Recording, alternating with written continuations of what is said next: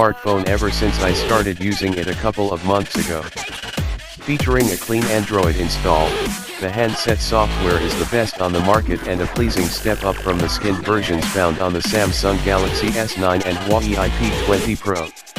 The clean install also means the Pixel 2 has aged well. To date, I've not experienced any slowdown on performance. Battery life also remains the same, with it generally still lasting a full day's average use off a single charge. Though it generally takes around 6 months for a serious battery degradation to occur on a smartphone, so that's to be expected. Build quality is excellent, with the phone's black case remaining scratch and chip free, despite an accidental drop onto a hardwood floor. The only slight downside is that with the iPhone X and company out, the Pixel 2's bezel-heavy design looks a little dated.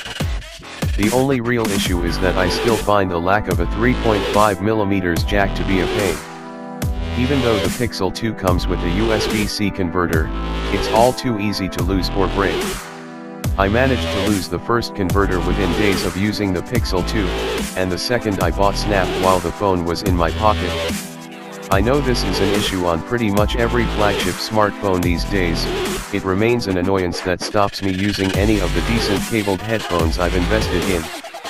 The Pixel 2 is Google's second attempt at creating an Android version of the iPhone 8 and a proper competitor to the Samsung Galaxy S8. Instead of focusing solely on top-end specs and including every feature imaginable, it aims to offer users the cleanest Android experience possible.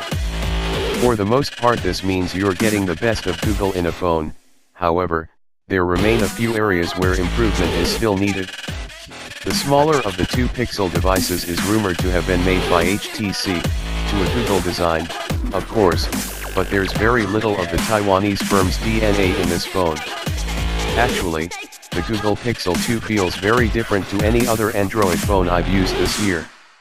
Even though it's constructed from aluminium, the back has a stony-like finish. It's harsh and textured, strange at first but, ultimately, super nice. It's far grippier in the hand than shiny aluminium and isn't as slippery when sat on a table the same way a glass back is. Neither does it appear to pick up fingerprints. It does give the impression that it might scratch off over time, but we'll have to wait and see if that becomes an issue. Like the previous Pixel, there's a glass shade just above the metal covering the camera sensor and flash. Aside from adding contrast to the metal, this is where all the cellular and Wi-Fi antennas live.